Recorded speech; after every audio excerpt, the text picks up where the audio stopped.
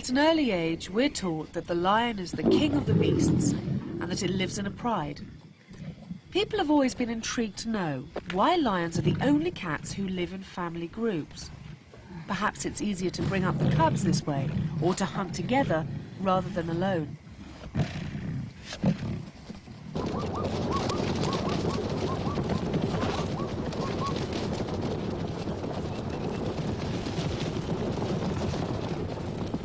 In some way, their rivalries, loyalties, their subtle and sometimes savage relationships keep the lion in its place as a top predator.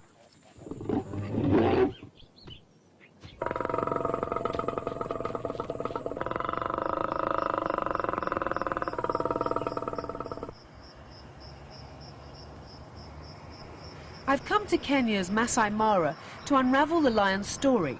My first task is to find one.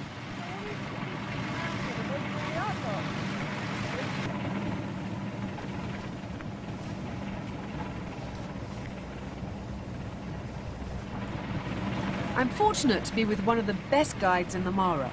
If anyone can find lions, it's William Chepkwony. William, what's your favourite animal? It's a lion. And, well, it's a leopard. Oh, you like leopards? Yeah. Haven't seen one yet. Not yet. What animals don't you like? Just a hyena. I agree. They eat everything. They eat carcass and just only dead animals. Also, they smell it all the time. We'll search for hyenas another day. Right now, we're after lions. Lionesses are the colour of dry grass.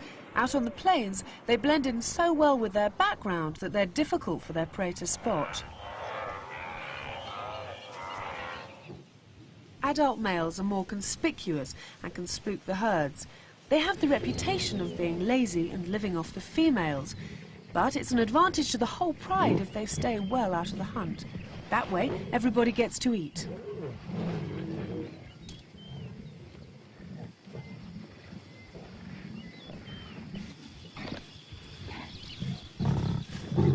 The males are unrelated to the females and never stay in a pride for life.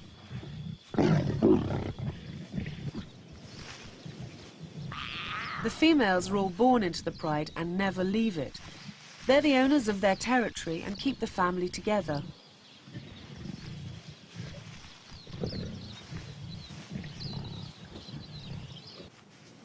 Young males usually leave the pride with brothers or cousins, but if they're alone, they'll team up with other solitary bachelors. Either way, their friendships last for life. A group of males has a much better chance of taking over a pride than a single lion. It's one good reason for males to band together. But why are the females also social? I wondered if it had something to do with their prey. By working together, is a team of lionesses more successful than a solitary hunter?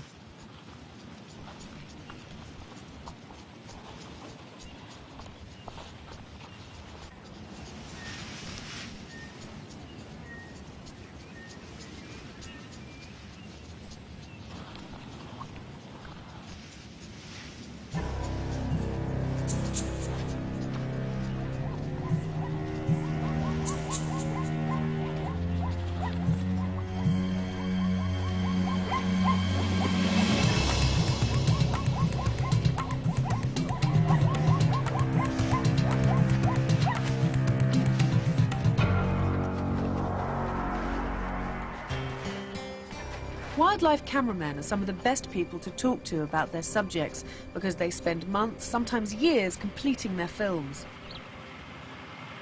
I couldn't believe my luck when I heard that a well-known cameraman who'd filmed lions many times was here in the Mara. Simon King, as I live and breathe, here you are in Kenya. Hello. Lions! Tell me about lions. They are the best cats, that's what they are. They're my favourite. Absolutely wonderful. How many have you got down there? To be honest with you, I don't know. This pride is quite new to me. I can certainly see 5, and I've seen them out on the marsh, and I've seen about 15, 16 in that group. So I would imagine hiding in the grass here, there are many more than you can actually see, but at this time of day, lying so flat you can't see anything more. Is it this time of day because it's too hot for them to be doing anything else? Largely, they'll still react. If prey came through here now, they'll be up and they'll be hunting. Great opportunists, and so that's why I'm here. The trouble is they can sleep and I can't. It's so easy to look at them and to feel as though you could just go up and rub their tummies. Yeah. They just look so cuddly and so gorgeous. To do that, Simon? I'd get the film. Would they eat human? Chances are they'd run, not because there's anything wrong with you. Yeah, thank you very much. But because most of the lions here in the Masai Mara are quite afraid of human beings. There's a great tradition of, how can we put it? There's a relationship between the Maasai and the lions which has led to a mutual respect.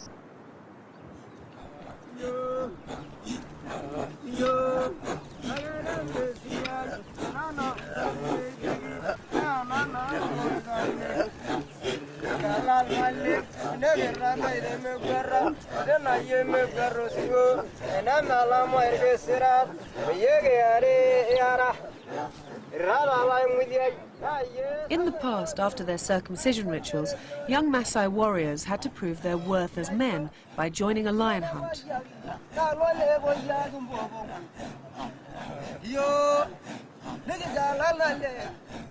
When successful, they returned to their village and performed a special lion dance in celebration.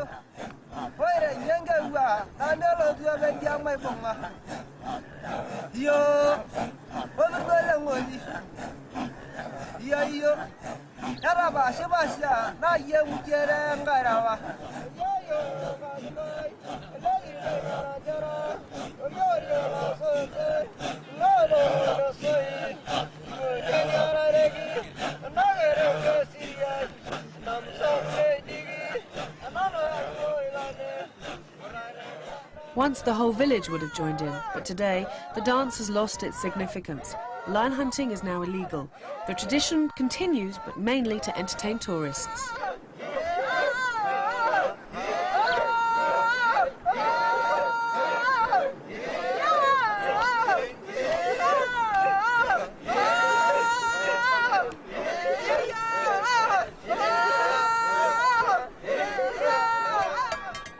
Many Maasai live mainly on a diet of milk and blood.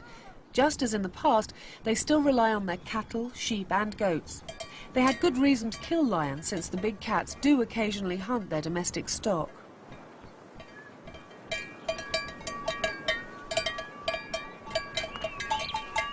The herdsman told me that they still chase away lions, but troublemakers are now taken away to safe areas by the wildlife authorities.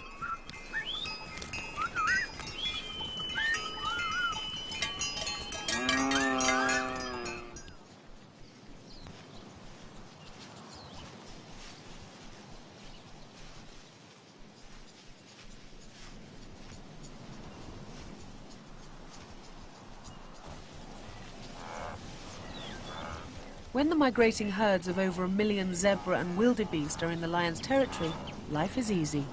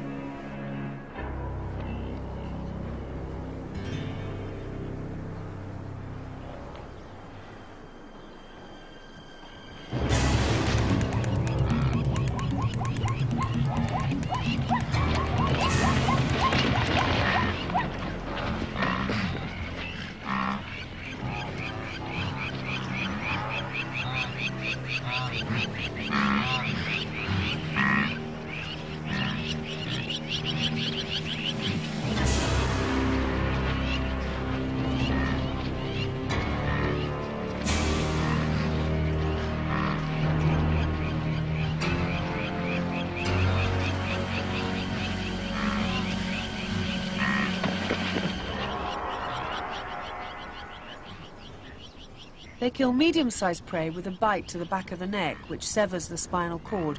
Larger victims are suffocated. This lioness has had a withered leg for over 2 years. She would certainly have died without the food and protection she receives from her pride. Group living benefits the injured female, but the lionesses doing all the hunting would be much better off without her. Solitary lionesses do as well as those living in a big pride. Although they catch smaller prey, they don't have to share it.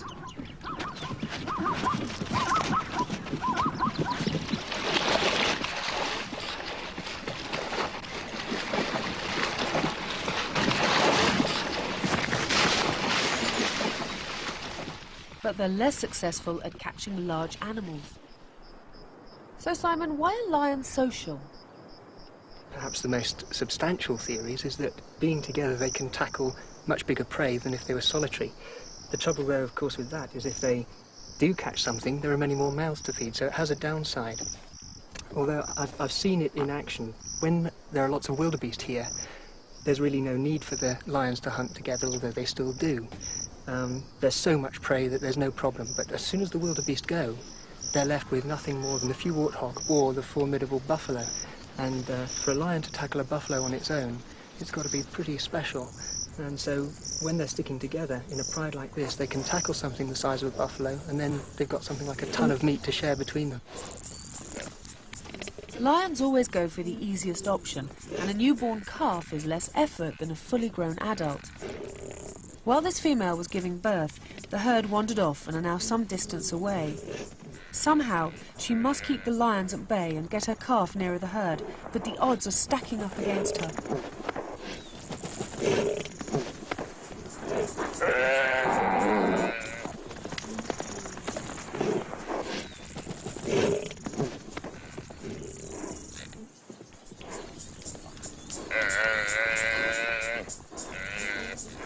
Just as the lions close in for the kill, the herd comes to the rescue.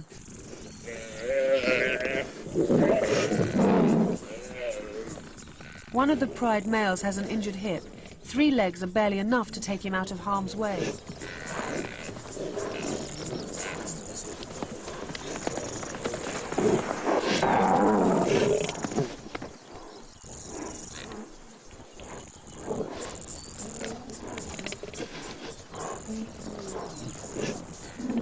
The tables seem to be turning, but the limping male does not give up.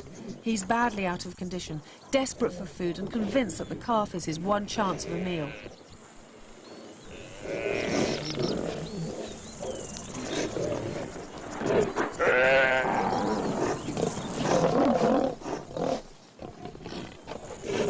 The lion escapes being gored, but only just. The young buffalo survives, but as a result, a lion cub could die. The cubs are always the last to eat and the first to suffer when prey is scarce. The harsh reality is that 80% of lion cubs die before they're 2 years old.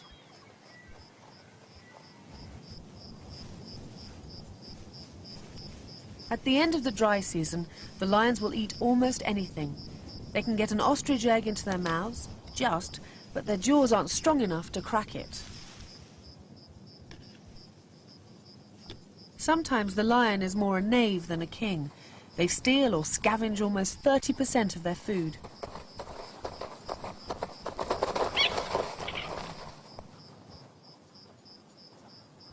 The cheetah's kill, a Thompson's gazelle, will nourish a single lioness. But a wildebeest calf is not enough to feed several mouths. When times are hard, even sisters will fight. They have to if they're to survive.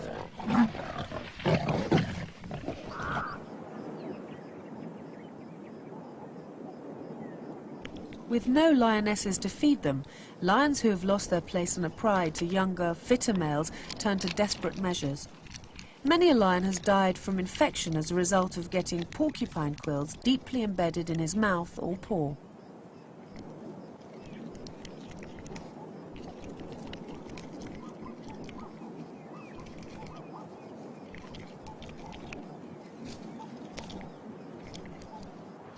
It's not just the males which suffer.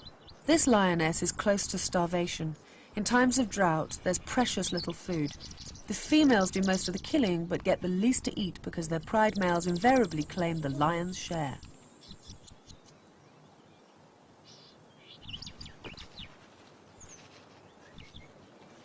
She's now too weak to hunt. If the males can't provide food, they will all die. Sometimes it's hard to see what the females gain by having males around. Perhaps it's something to do with the cubs. To his own offspring, a lion is a gentle and tolerant father.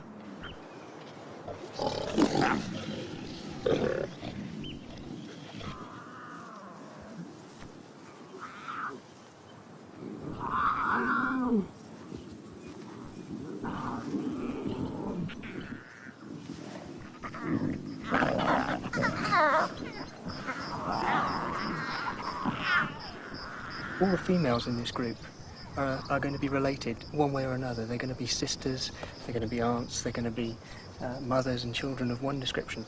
Any of the males, the adult males, are not going to be related at all. Now, by sticking together with an adult male, that big pride male makes sure that the youngsters are going to grow healthy and strong.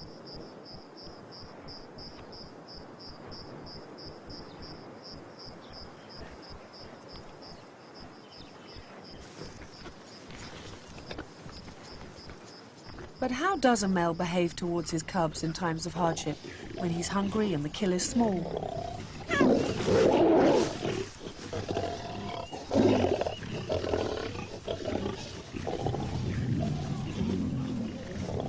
He won't let them eat, but he won't seriously hurt them. If food is limited, it's best that the males are well fed and strong. Only they can protect the pride. But protect them from what? Well, from other males wandering the plains looking for pride to take over. Perhaps this is a good reason why lions live in groups.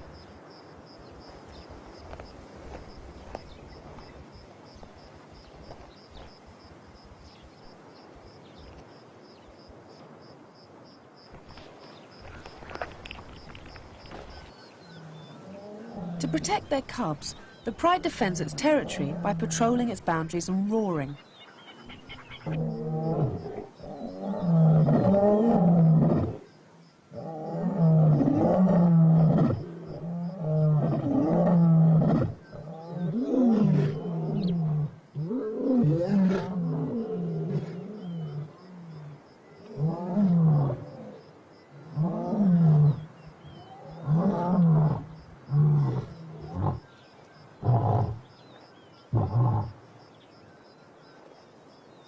Urine sprayed over bushes along the borders leaves a pungent message that lingers for days.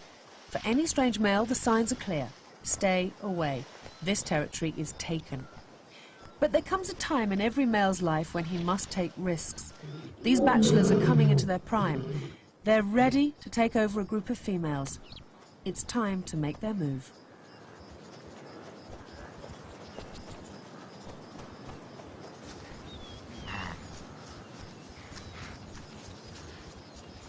The pride male will fight fiercely to protect his cubs, but this one has recently lost his male companion and is now alone.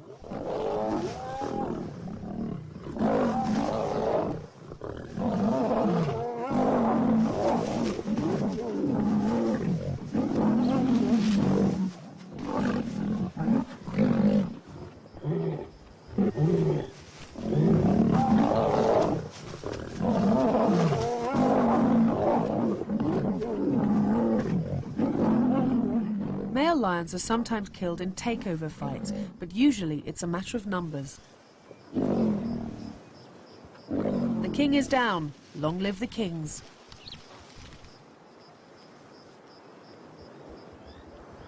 Any immature males living with the pride are chased away too. They're just more mouths to share the food. The young males are threatened, and it's not long before they're persuaded to clear off.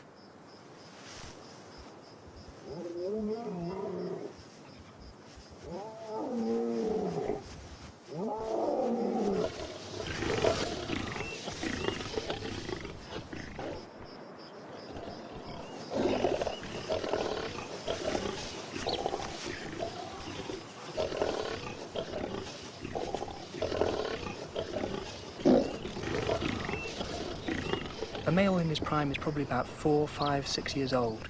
Any older than that, they start to go downhill fast. It depends very much on the situation. Some areas there are far fewer males around.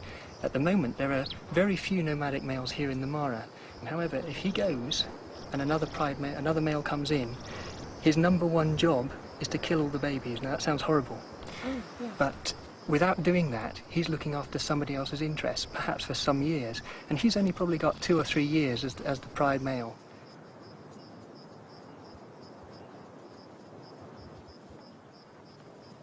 The new kings are running out of time. They must act now.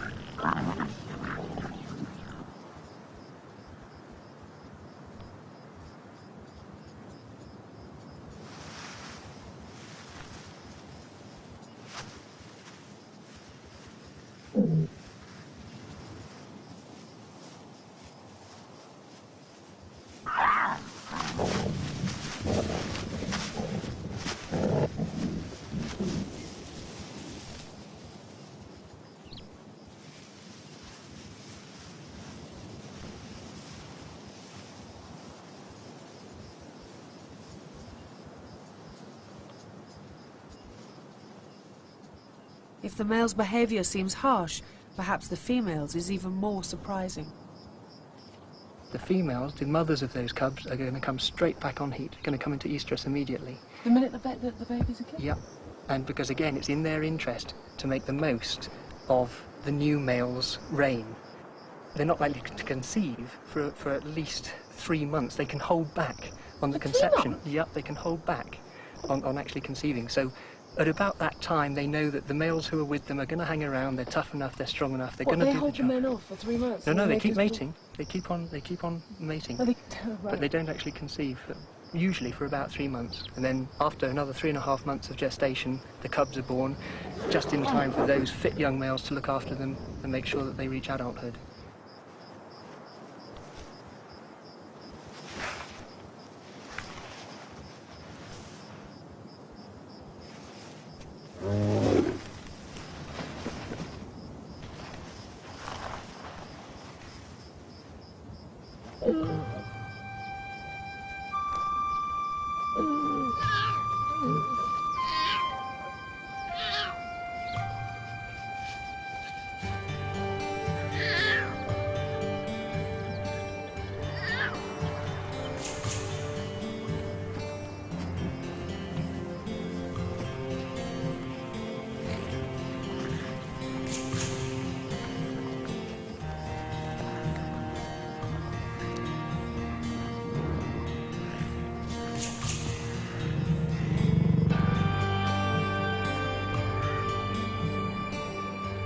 For me, the lion will always be the king of the beasts.